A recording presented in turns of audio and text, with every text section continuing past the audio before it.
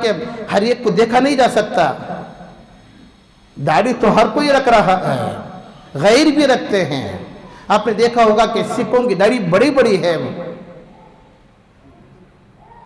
کچھ ایسی بھی پادری ہیں جو داڑھی رکھے ہوئے ہیں، کچھ ایسے پوجاری بھی ہیں جو داڑھی رکھے ہوئے ہیں، جن کے سر پر ٹوپی ہوتی ہے، جبہ پیجامہ ہوتا ہے، پتہ نہیں چلتا ہے کہ مسلمان ہیں غیر ہیں۔ لیکن دونوں کے درمیان امتیاز کس طرح کرنا، فرق کیسا پیدا ہوگا کہ بھی یہ سامنے والا مسلمان ہے یا نہیں ہے؟ آپ ملک چین میں چلے جاؤ، پاکستان کے پڑوس ملک کے ایک بہت بڑے عالم دین لکھتے ہیں کہ ایک مرتبہ ملک چین جانا ہوا، لیکن وہاں کے لوگوں کی زبان ہی الگ ہی تھی، پتہ نہیں چلتا تھا کہ وہ کیا کہہ رہے ہیں، کیا بولنا چاہتے ہیں، چینیس ان کی زبان تھی۔ لیکن حضرت نے سمجھا کہ بھی معلوم کس طرح کریں کہ بھی مسلمان ہے غیر مسلم ہے۔ تو حضرت نے تدبیر نکالی کہ جو سلام کرتا ہے سمجھا جائے کہ یہی مسلمان ہے، کیونکہ سلام عام ہے، ہر ایک کی زبان پر جو لفظ سلام ہے نا، دنیا کے کسی بھی علاقے کا رہنے والا کیوں نہ ہو، اپنی زبان کیوں نہ ہو، اس کی اپنی مادری زبان کیوں نہ ہو، لیکن جو سلام ہے وہ اسی طرح کا سلام کرتا ہے، السلام علیکم ورحمۃ اللہ۔ اگرچہ کہ الفاظ آگے پیچھے ہوتے ہیں لیکن یہی الفاظ استعمال کرتے ہیں، السلام علیکم ورحمۃ اللہ۔ تو حضرت نے کہا کہ میں اسی سے پہچان لیا کہ یہ مسلمان ہے، یہ غیر مسلم ہے۔ جب ہم لوگ بھی باہر سفر کرتے ہیں کسی علاقے میں، یا کسی بس کے ذریعے سے، یا کسی اور چیز کے ذریعے سے جانا پڑتا ہے، تو معلوم ہی نہیں چلتا کہ آپ بازو بیٹھنے والا کون ہے، مسلم ہے یا غیر مسلم ہے۔ تو سلام ایک ایسی چیز ہے، سلام ایک ایسی چیز ہے جو مسلمان و غیروں کے درمیان امتیاز پیدا کرنے والی ہے، فرق پیدا کرنے والی ہے۔ مسلمانوں کا شعار علماء نے لکھا ہے، مسلمانوں کی علامتوں میں سے ایک علامت ہے لفظ سلام۔ حضرت جابر بن سلیم رضی اللہ تعالیٰ عنہ کہتے ہیں کہ میں نے اللہ کے رسول علیہ السلام کو جا کر جب علیک السلام کہا تو اللہ کے نبی نے فرمایا کہ علیک السلام مت کہو بلکہ السلام علیکم کہو۔ سلام کرنے کا طریقہ اللہ کے رسول نے سب سے پہلے طریقہ بتایا۔ پھر جابر بن عبداللہ رضی اللہ تعالیٰ عنہ کہتے ہیں کہ میں نے اللہ کے رسول علیہ السلام سے کہا کہ یا رسول اللہ صلی اللہ علیہ وسلم مجھے کچھ نصیحت فرمائیے۔ میں نے اللہ کے نبی سے فرمایا کہ مجھے کچھ نصیحت فرمائیے۔ اسی سے علماء نے لکھا ہے کہ اگر کوئی آدمی کسی بڑے کے پاس جاتا ہے تو بڑوں سے نصیحت حاصل کرنا ہے، ان سے کہنا ہے کہ مجھے کچھ نصیحت فرمائیے، اور خاص کر وہ آدمی جو دین کے اعتبار سے بڑا ہو، عمل کے اعتبار سے بڑا ہو، جو قرآن اور حدیث سب سے زیادہ جاننے والا ہو، حدیث کا فہم اللہ نے اسے عطا کیا ہو، قرآن کی باریکیوں کو جانتا ہو، حدیث کی باریکیوں کو جانتا ہو، دین مذہب کا صحیح طریقہ جانتا ہو، اسلام کے بارے میں صحیح جانتا ہو کہ صحیح کیا ہے، غلط کیا ہے، حدیث کیا کہتی ہے، صحیح رہبری کرنے والا ہو۔ اگر کسی ایسے بڑے آدمی کے پاس جائیں تو یہ ہمارا حق بنتا ہے کہ جا کر اس کے پاس کہیں کہ کچھ نصیحت فرمائیے۔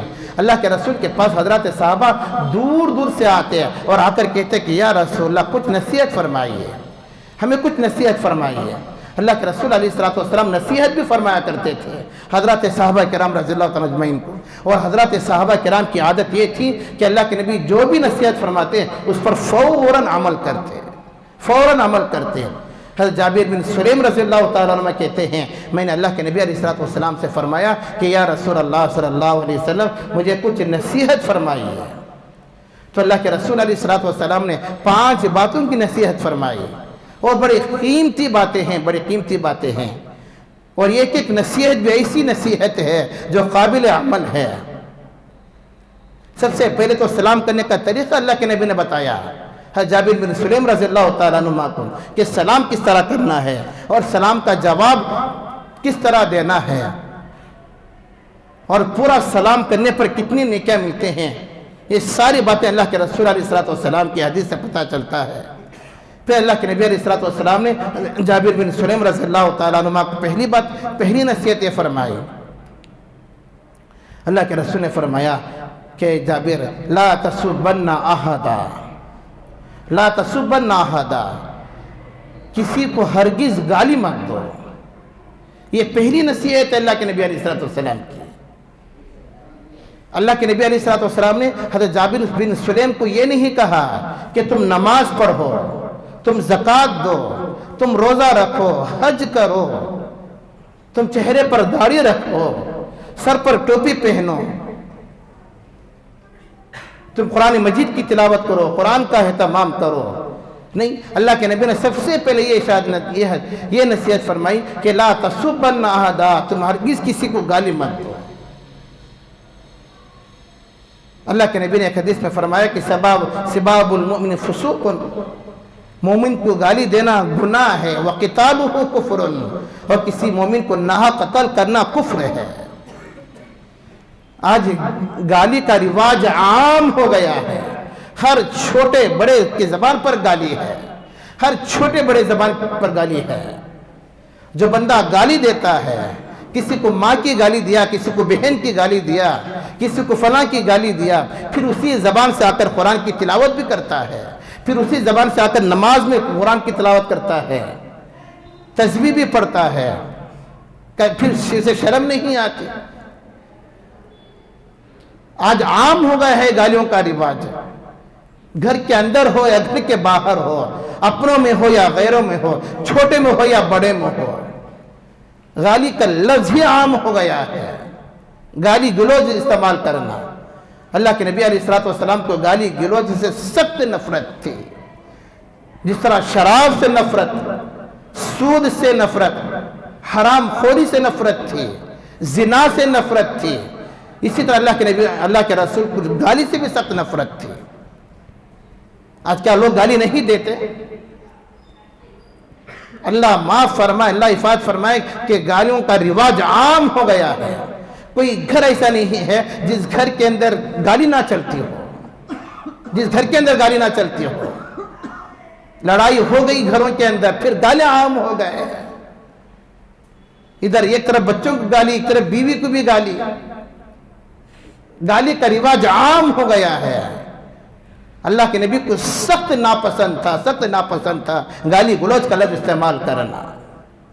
اس لیے اللہ کے نبی نے سب سے پہلے یہ نصیحت فرمائی کہ لا تسبن احدا، نماز کی نصیحت نہیں فرمائی، زکوٰۃ کی نصیحت نہیں فرمائی،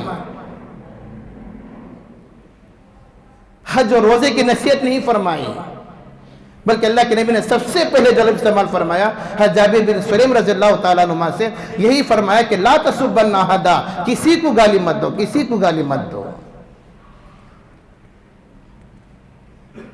حضرت ابو بکر صدیق رضی اللہ تعالیٰ عنہ کہتے ہیں کہ ایک مرتبہ غصہ مجھے آیا، اور غصے میں آ کر میں نے اپنے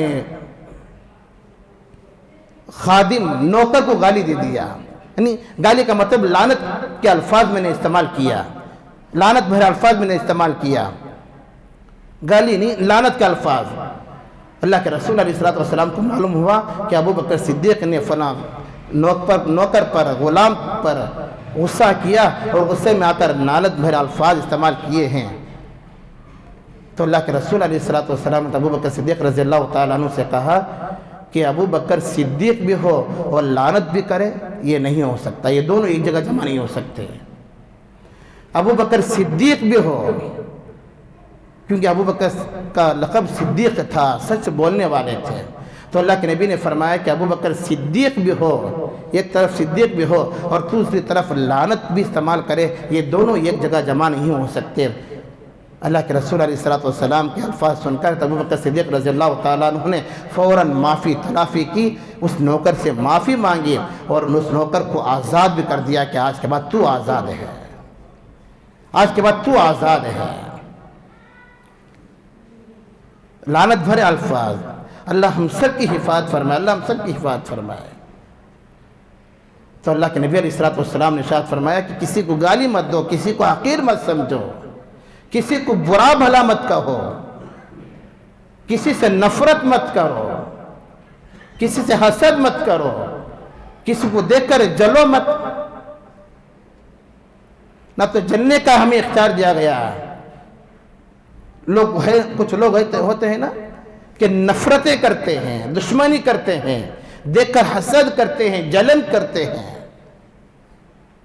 اللہ کے نبی نے تمام باتوں سے منع فرمایا۔ اللہ کے نبی نے فرمایا کہ کسی سے نفرت مت کرو۔ سامنے والا اگر کوئی شراب پیتا ہے، شرابی ہے، لیکن اس کے عمل سے نفرت کرو کہ شراب پی رہا ہے۔ اب وہی شراب پینے والا بعد میں اگر توبہ کر کر نمازی بن گیا تو اس کی دوستی کرو۔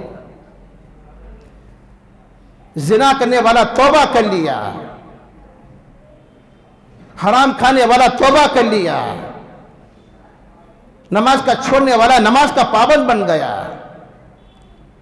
اس سے دوستی کرو، اس سے بات چیت کرو، تعلقات نبھاؤ۔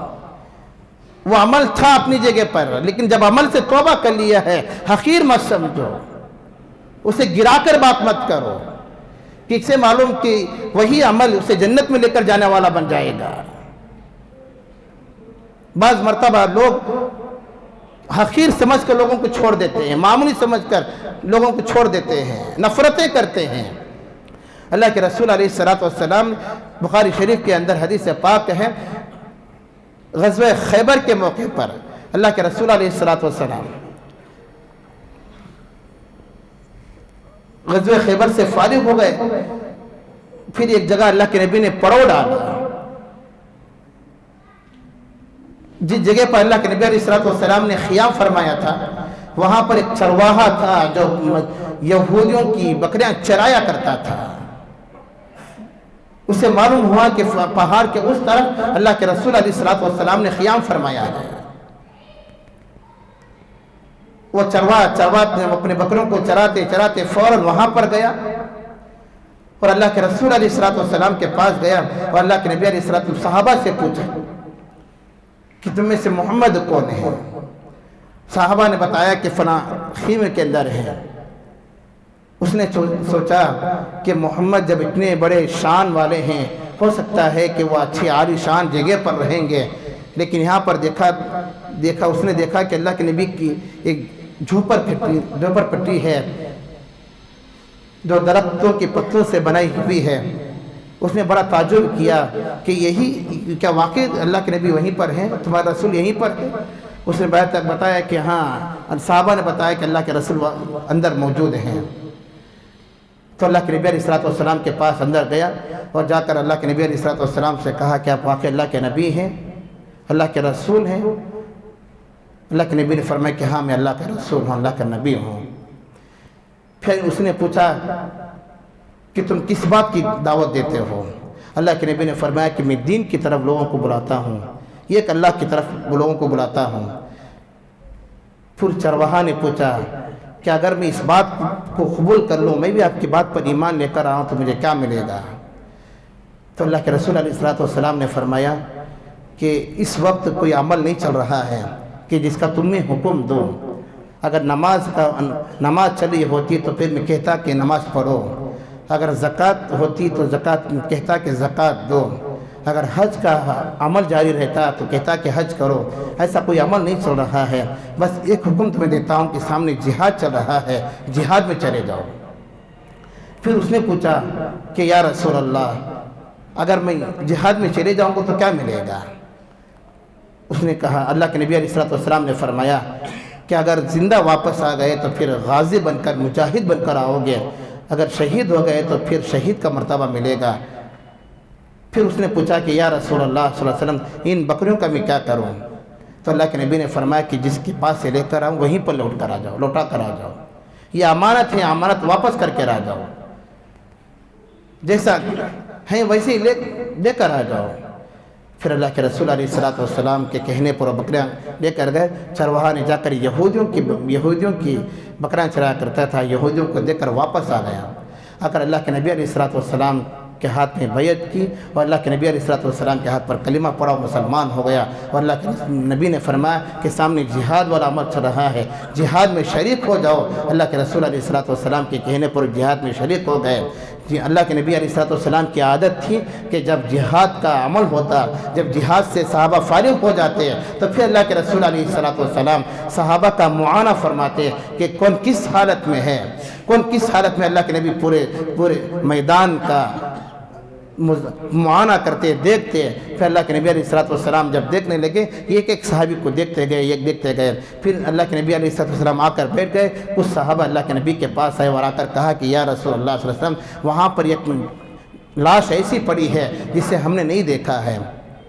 اچھا وہ ایمان لانے سے پہلے اللہ کے نبی سے ایک سوال یہ بھی کیا تھا کہ یا رسول اللہ میں تو ایک سیاہ فام ہوں, میں تو حبشہ کا رہنے والا کالا ہوں اور میرے بدن سے بدبو پھوٹ رہی ہے, کیا اگر ایمان میں لے کر آؤں تو تم کیا کرو گے؟ اللہ کے نبی نے فرمایا کہ اگر تم ایمان لے کر آؤ گے تو پھر تو ہم تم سے گلے مل جائیں گے, اپنے گلے سے لگائیں گے. پھر اللہ کے نبی سے اس نے سوال کیا کہ بدن سے بدبو آ رہی ہے اس کا کیا کرو گے؟ تو اللہ کے نبی نے فرمایا کہ اللہ تبارک و تعالیٰ اس کے بدن سے جو بدبو آ رہی ہے آپ کے بدن سے خوشبو سے اللہ بدل دیں گے, خوشبو سے اللہ بدل دیں گے. تو یہ وہ ایمان پہ لے کر آ گئے اور شہید بھی ہو گئے, جہاد میں جا کر شہید بھی ہو گئے. اللہ کے رسول علیہ الصلوۃ والسلام نے جب معائنہ کیا تو صحابہ نے آ کر بتایا کہ یا رسول اللہ فلان جگہ پر ایک لاش ایسی بھی پڑی ہے جس کو ہمیں پہلے نہیں دیکھا. اللہ کے نبی علیہ الصلوۃ والسلام اپنی جگہ سے جا کر دیکھا تو وہ وہی صحابی تھے جو آ کر سوال کیے تھے.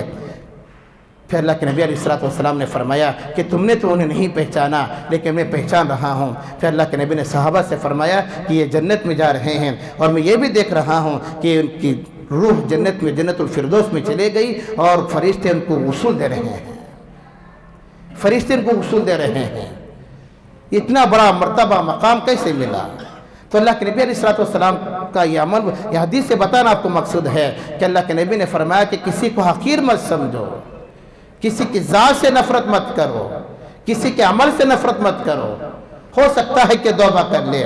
تو اللہ کے نبی نے پہلی نصیحت یہی فرمائی کہ لا تسبن احدا, کہ ہرگز کسی کو گالی مت دو. پھر دوسری نصیحت اللہ کے نبی علیہ الصلوۃ والسلام نے حضرت جابر بن سلیم رضی اللہ تعالیٰ عنہما سے کہا کہ جابر بن سلیم جب کوئی کام تمہیں کرنے کا موقع مل جائے چاہے چھوٹا ہو یا بڑا فوراً اس کام کو کرو, فوراً اس کام کو کرو, تاخیر مت کرو, بعد میں کر لیں گے. یہ شیطان کا دھوکہ ہوتا ہے. اگر کوئی کام کرنے کا موقع مل گیا چاہے چھوٹا کام کیوں نہ ہو یا بڑا کام کیوں نہ ہو فوراً یہ مت سوچو کہ بعد میں کر لیں گے, فوراً عمل کرو. ہو سکتا ہے کہ اسی عمل کے برکت سے اللہ تبارک و تعالیٰ تمہاری مغفرت فرما دے, اسی کام کے برکت سے اللہ تمہاری مغفرت فرما دے. نیک عمل میں نیک کام میں دیر کس بات کی کہتے ہیں نا. تو اللہ کے نبی نے یہی فرمایا کہ چھوٹا عمل بھی کیوں نہ ہو, چھوٹا نیکی کا کام بھی کیوں نہ ہو, چھوٹا سمجھ کر مت چھوڑو, بعد میں کر لیں گے, کل کر لیں گے, جو بھی وقت مل جائے, جیسا بھی وقت مل جائے فوراً اس پر عمل کرو. روایت کے اندر آتا ہے کہ ایک فاحش عورت تھی, گنہگار عورت تھی, طائف عورت تھی, راستے سے گزر رہی تھی. دیکھا کہ کنواں کے پاس ایک کتا ہے جو پیاس سے بیٹھا ہوا ہے. جب اس طائفہ عورت نے دیکھ لیا تو سمجھ گئی کہ شاید پانی کی تلاش میں ہے. کنویں کے پاس وہ آئی اور آ کر دیکھا کہ پانی بہت نیچے ہے اور اتنا آسانی سے پانی نکالنا مشکل ہے. تو اس نے اپنا موزہ پاؤں میں جو پہنا ہوا تھا جسے ساکس کہتے ہیں اس کے ذریعے سے پانی نکالا, پلا دیا. حدیث پاک کے اندر آتا ہے, مشکاۃ شریف کی حدیث ہے, اگرچہ کہ وہ زناکار عورت تھی, بدکار عورت تھی, طائفہ عورت تھی, لیکن اللہ تبارک و تعالیٰ نے اس عمل کی برکت سے مغفرت فرما دی. یہ حدیث سے پاک ہے. اگر وہ عورت یہ سوچتی کہ میں تو گنہگار عورت ہوں, میں تو گنہگار عورت ہوں, اگر اس کتے کو پانی پلانے سے اللہ مجھے کیا کر دیں گے, لیکن اللہ تبارک و تعالیٰ فرمائے کہ تیرے تمام گناہ ایک طرف ہیں, لیکن یہ عمل اللہ کو اتنا پسند آ گیا کہ اللہ نے مغفرت فرما دی. اللہ یہی چاہتے ہیں کہ کوئی عمل, ایسا کوئی عمل کر لو جس سے اللہ راضی ہو جائے, ایسا کوئی عمل کام کر لو جس سے اللہ راضی ہو جائے. ایک بہت بڑے محدث تھے, بہت بڑے محدث تھے, حدیث کی کتاب لکھنے والے ایک بہت بڑے محدث, فن حدیث میں مہارت تھی. ان کا انتقال ہو گیا. کسی نے خواب میں دیکھا, ان سے پوچھا کہ اللہ نے آپ کے ساتھ کیا معاملہ فرمایا. تو انہوں نے کہا کہ میں تو سمجھا کہ میں حدیث پڑھانے کی وجہ سے, یہ حدیث لکھنے کی وجہ سے شاید اللہ نے میری مغفرت فرما دی ہو, لیکن یہاں مجھے سمجھ میں آیا اللہ نے کہا کہ جب میں ایک مرتبہ قلم لے کر لکھ رہا تھا, قلم لے کر لکھ رہا تھا، لیکن جب میں نے اپنے قلم کو دعوات کے اندر انک کے اندر رکھا اور رکھ کر پھر اٹھایا، جیسے میں نے اٹھایا وہ پین کی میرے قلم کی نوک میں جو انک آتی ہے وہ انک نیچے گرنے سے پہلے وہ اسی جگہ پر لٹک رہی تھی، ایک مکھی آ کر بیٹھ گئی، ایک مکھی آ کر بیٹھ گئی اور یہ ان کو چوس رہی تھی۔ تو میں نے اپنے قلم کو روک لیا اور قلم کو دیکھتا رہا، اس مکھی کو بھی دیکھتا رہا تاکہ وہ اپنا کام کر کر چلے جائے۔ تو مکھی آ کر بیٹھی اور مکھی آ کر بیٹھ کر اپنا کام کر کر یہ چوس کر چلے گئی۔ پھر میں نے لکھنا شروع کر دیا تو اللہ تبارک و تعالی نے فرمایا کہ اس عمل کی برکت سے جو تو نے مکھی کی وجہ سے، اس مکھی کی وجہ سے اپنے قلم کو روکے رکھ لیا، اس مکھی کی وجہ سے اپنے قلم کو روکے رکھ لیا، یہ عمل اتنا پسند آیا کہ تم نے ایک مکھی کو سہارا بنا، ایک مکھی کا ساتھ دیا، یہ عمل اللہ کو اتنا پسند آیا کہ اس کی وجہ سے تمہاری مغفرت فرما دی۔ بڑے محدث تھے حضرت مفتی تقی عثمانی صاحب دامت برکاتہم، جو پاکستان کے بہت بڑے عالم دین ہیں۔ حضرت نے اپنی کتابوں کے اندر اس واقعے کو لکھا ہے۔ اسے کسی بھی عمل کو حقیر سمجھ کر، چھوٹا سمجھ کر نہیں چھوڑنا۔ اللہ کے رسول نے جابر بن سلیم رضی اللہ تعالیٰ عنہ سے یہی کہا کہ پہلی نصیحت یہ فرمائی کہ لا تسبن احدا، کسی کو گالی مت دینا، کیونکہ اللہ تبارک و تعالیٰ کو بہت سخت ناپسند ہے گالی دینا۔ پھر دوسری نصیحت یہ فرمائی کہ کسی بھی عمل کو چھوٹا سمجھ کر، کسی بھی نیک کام کو چھوٹا سمجھ کر مت چھوڑنا۔ مسجد سے باہر نکلے، کوئی پانی کی تلاش میں جا رہا ہے، پانی پلا دینا۔ راستے میں کانٹے دار درخت پڑا ہے، لیکن یہ کام معمولی سمجھ کر مت چھوڑنا، اگر ہٹا دیے تو ہو سکتا ہے کہ اللہ اسی کو بہارا بنا کر مغفرت فرما دے، اسی کو ذریعہ بنا کر اللہ مغفرت فرما دے۔ راستے میں چل رہے ہیں، کوئی بوڑھی عورت تھی، وہ مددگار مدد طلب کر رہی تھی، آپ نے سہارا دے دیا، ہاتھ اٹھا کر اسے اٹھا دیا، بٹھا دیا، ہو سکتا ہے کہ اللہ اسی کے ذریعے سے مغفرت فرما دے۔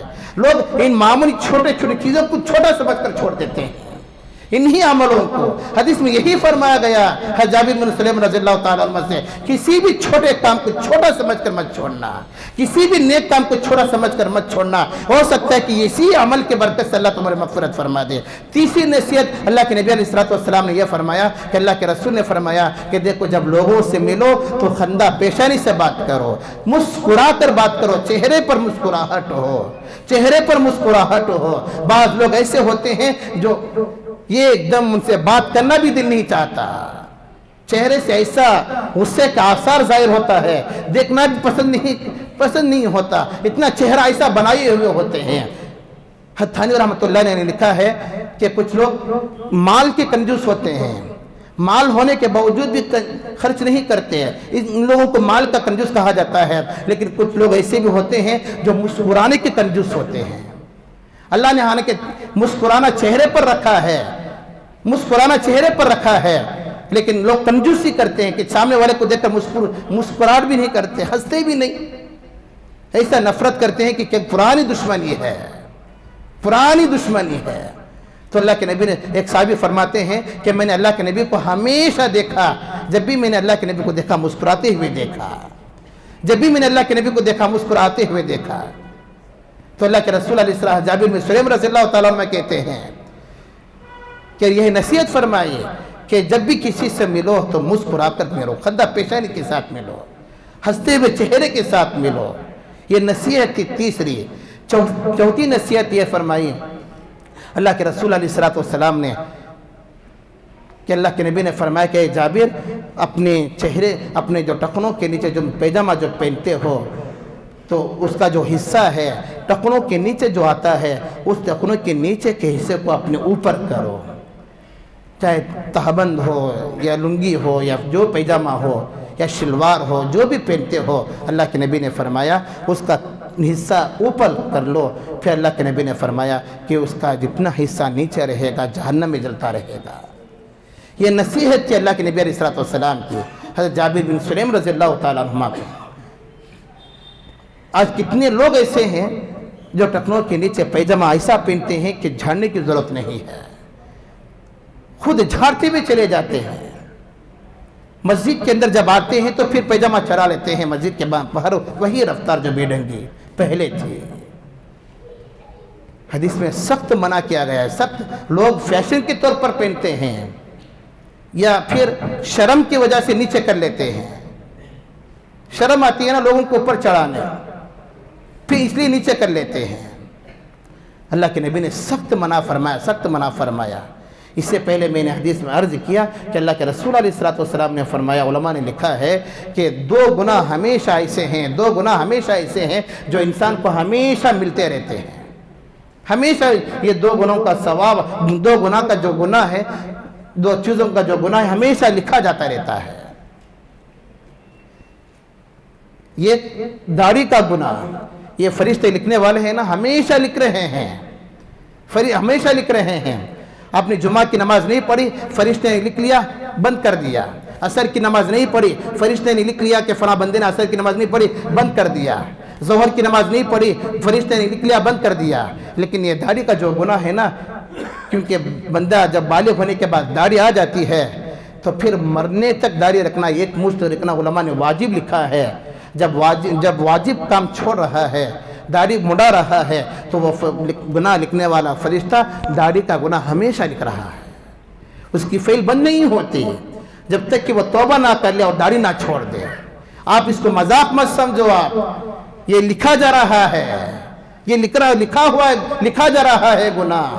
آپ نے فجر کی نماز نہیں پڑھی، فرشتے نے لکھ لیا کہ آج فلاں بندے نے فجر کی نماز نہیں پڑھی، فعل بند ہو گئی، پھر جب کھلنا ہے اس وقت کھولے گی۔ کل آپ نے عشاء کی نماز نہیں پڑھی، آپ کسی کو قرض دینا تھا، آپ نے قرض اسے واپس نہیں لوٹایا، آپ نے رمضان میں روزہ رکھنا تھا، روزے چھوڑ دیے، تو وہ گناہ جس وقت جو گناہ تھا فرشتوں نے لکھ لیا اور بند کر دیا، پھر اللہ کے سامنے کھولا جائے گا۔ لیکن داڑھی کا گناہ ایسا ہے، فرشتے ہمیشہ ابھی بھی لکھ رہے ہیں۔ آپ مسجد کے اندر بیٹھے ہیں لیکن لکھنے والے فرشتے لکھ رہے ہیں، یہ علماء حضرات علماء کرام کہتے ہیں۔ آپ اس حدیث کو غور سے سنو، آپ ہمیشہ فرشتے ابھی بھی لکھ رہے ہیں۔ جن کے چہرے پر داڑھی نہیں ہے نا، یا ایک مشت سے داڑھی نیچے تھوڑی ہے، کیونکہ ایک مشت رکھنا واجب علماء نے لکھا ہے، ایک مشت سے کم ہے یا داڑھی ہی نہیں ہے، تو لکھنے والے فرشتے لکھ رہے، اپنا کام کر رہے ہیں۔ نماز کا ثواب تو مل رہا ہے، آپ بیٹھ کر بات سن رہے ہیں، بیان سن رہے ہیں، اس کا ثواب تو مل رہا ہے۔ آپ جب تک مسجد کے اندر بیٹھے رہیں گے، 1 گھنٹہ 1.5 گھنٹہ مسجد کے اندر بیٹھے رہیں گے، اس کا ثواب تو آپ کو مل رہا ہے، لیکن ساتھ میں یہ فرشتہ بھی اپنا کام کر رہا ہے۔ جو گناہ لکھنے والا فرشتہ ہے وہی بھی اپنا کام کر رہا ہے کہ وہ اپنا داڑھی مڑانے کا گناہ وہ بھی لکھ رہا ہے، وہ چل رہا ہے کہ اس نے گناہ داڑھی مڑایا ہے، داڑھی مڑایا۔ علماء نے لکھا ہے کہ جب تک وہ توبہ کر کے داڑھی نہیں چھوڑتا، فرشتے اس فعل کو بند نہیں کرتے۔ داڑھی نہ رکھنے کا گناہ ہمیشہ چلتا رہے گا۔ اور دوسرا وہ گناہ جو ٹکنوں کے نیچے پیجامہ رہتا ہے۔ کتنے نوجوان ایسے ہیں، کتنے لوگ ایسے ہیں، پتہ نہیں کہ کیا سمجھتے ہیں، کیا سمجھتے پتہ نہیں ہے کہ اللہ کے رسول کی حدیث آپ کے سامنے نہیں ہے۔ اللہ کے نبی نے فرمایا کہ ما اسفل من القعبین من الازار فی النار، ٹخنوں کے نیچے جتنا بھی حصہ رہے گا وہ جہنم میں جلے گا۔ اس کا مطلب یہ نہیں کہ صرف اتنا حصہ جہنم میں جلے گا۔ اس حدیث علماء نے بیان فرمایا مطلب میں کہ اس سے مراد یہ ہے کہ جب یہ جلے گا تو پھر پورا بدن ہی جلے گا۔ اللہ تبارک و تعالیٰ صرف اتنے حصے کو اٹھا کر جہنم میں نہیں ڈالیں گے، جب اتنا حصہ جلے گا تو پھر پورا بدن ہی جہنم میں جلے گا۔ ٹخنوں کے نیچے پیجامہ پہننا آج فیشن بن گیا ہے۔ داڑھی کم رکھنا، داڑھی رکھتے ہیں لوگ لیکن فیشن کے طور پر رکھتے ہیں یا بالکل ہی نہیں رکھتے۔ اللہ ہم سب کی حفاظت فرمائے، اللہ ہم سب کی حفاظت فرمائے۔ لوگ داڑھی کو معمولی سمجھتے ہیں نا۔ اللہ کے رسول نے فرمایا، حدیث پاک کے اندر آتا ہے، جب بندہ کوئی مدینے کو جاتا ہے، جا کر سلام عرض کرتا ہے، چہرے پر داڑھی نہیں ہوتی تو پھر اللہ کے نبی اس کے سلام کا جواب نہیں دیتے، پھر اپنا چہرہ پھیر لیتے ہیں۔ جب بندہ سلام پڑھتا ہے نا مدینے میں جا کر، الصلاۃ والسلام علیک یا رسول اللہ، جب سلام پڑھتا ہے اللہ کے نبی کے روضہ اقدس پر کھڑے ہو کر، اللہ کے نبی سلام کا جواب دیتے ہیں، ابو بکر سلام کا جواب دیتے ہیں، عمر سلام کا جواب دیتے ہیں۔ حج عمرہ کرنے والوں لوگوں کو معلوم ہے کہ ترتیب اس طرح بنی ہوئی ہے، سلام پہلے اللہ کے نبی کو کرنا، اس کے بعد ابو بکر و عمر کو کرنا ہے، پھر اسی طرح دیکھتے ہوئے جانا، یہ ترتیب وہاں پر بنی ہوئی ہے۔ لیکن جب وہاں پر داڑھی مڑا سلام کرتا ہے تو علماء نے لکھا ہے کہ اللہ کے نبی سلام کا جواب نہیں دیتے اور اپنا چہرہ پھیر لیتے ہیں۔ یہ نبی کی سنت ہے، نبی کی سنت ہے، اور داڑھی ایک مشت رکھنا واجب ہے۔ 60 سالہ 70 سالہ زندگی کو لوگ پتہ نہیں کیا سمجھتے ہیں، اسی کو جنت سمجھ کر بیٹھ گئے ہیں۔ یہی جنت ہے۔ آپ ایک بات یاد رکھو، مسلمانوں کے لیے جنت نہیں ہے، مسلمانوں کے لیے یہ تو قید خانہ ہے، یہ کافر کے لیے جنت ہے۔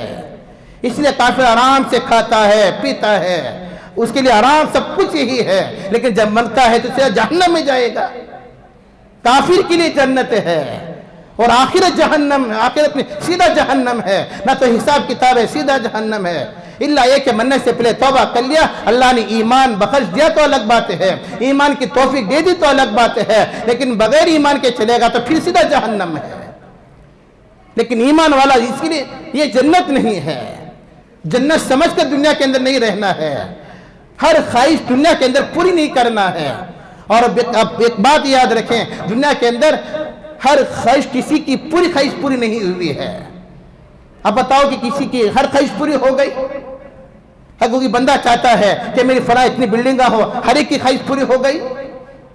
فلاں بندہ چاہتا ہے کہ میرے اتنا ایسا ہو، بنگلے ہو، سونا چاندی ہو، کیا ہر ایک کی خواہش پوری ہو گئی؟ دنیا کے اندر کسی کی خواہش پوری نہیں ہوتی، خواہش پوری کرنے کی جگہ جنت ہے۔ قرآن کہتا ہے وَلَكُمْ فِيهَا مَا تَشْتَهِي أَنفُسُكُمْ وَلَكُمْ فِيهَا مَا تَدَّعُونَ۔ جنت کے اندر وہ ملے گا جو تم چاہو گے، جنت کے اندر وہ ملے گا تمہیں جو تم چاہو گے۔ دنیا تو خواہشات کی جگہ نہیں ہے، دنیا تو خواہشات کی جگہ نہیں ہے، یہ تو نفس کی مارنے کی جگہ ہے، نفس کے پیچھے ناچنے کی جگہ ہے۔ لیکن لوگوں نے 50 سالہ 70 سالہ زندگی دنیا ہی کو جنت سمجھ لیا ہے، اس لیے جیسا چاہے زندگی گزار رہے ہیں، جیسا چاہے زندگی گزار رہے ہیں۔ جب یہ آنکھیں بند ہو جائیں گے نا، پھر معلوم ہوگا کہ حقیقت کیا ہے، سچائی کیا ہے، دنیا کی حقیقت پھر معلوم ہو جائے گی۔ یہ عیش و آرام کی چیزیں پھر معلوم ہو جائے گی، وہاں پر معلوم ہو جائے گی کہ دنیا کی حقیقت کیا ہے، یہ دنیا کیا چیز تھی۔ یہی سمجھانے کے لیے اللہ تبارک و تعالیٰ نے نبیوں کو بھیجا کرتے تھے کہ بھئی یہ دنیا نہیں، جنت نہیں ہے، یہ دنیا جنت نہیں ہے، یہ ہر خواہش یہاں پر پوری نہیں ہو سکتی۔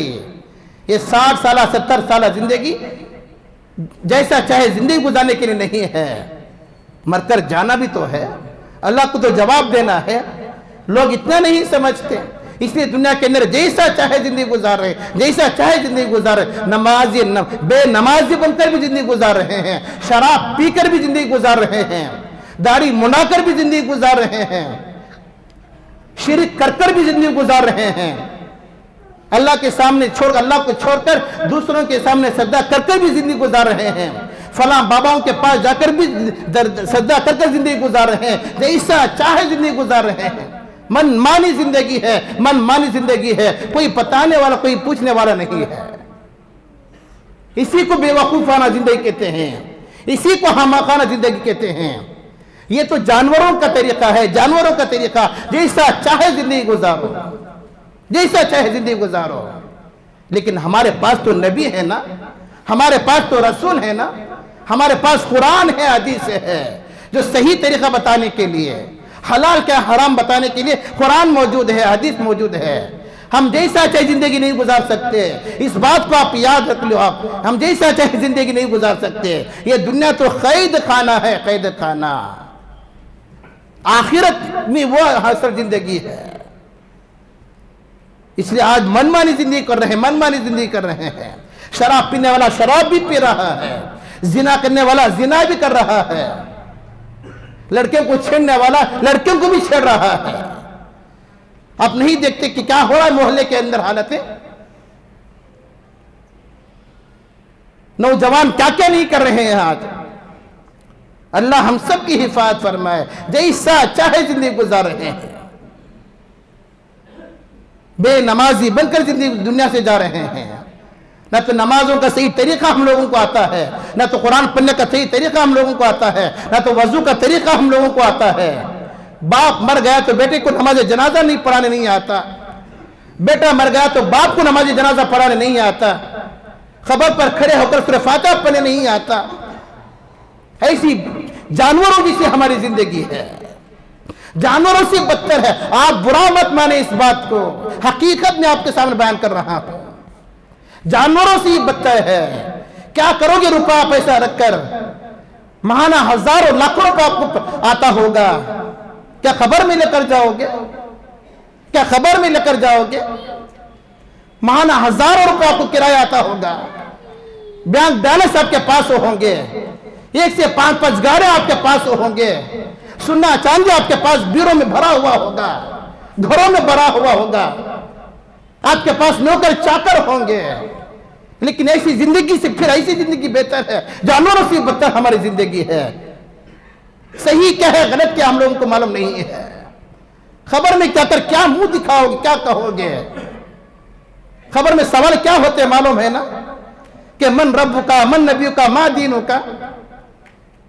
اللہ کے نبی کا چہرہ دکھا کر یا تصویر دکھا کر کہا جائے گا کہ ما تقول فی ھذا الرجل، اس نبی کے بارے میں کیا کہتے ہو، پھر کیا کہو گے؟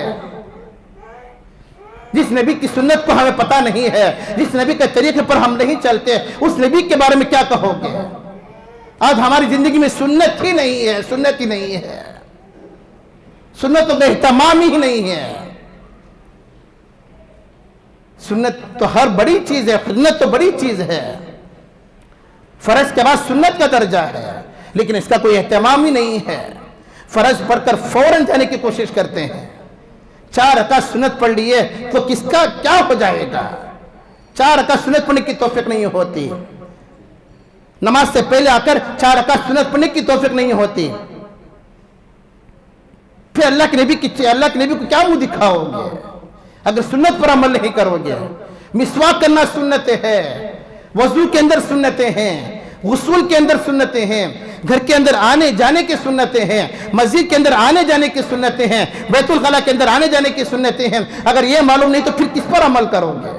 پھر مر کر کیا منہ دکھاؤ گے؟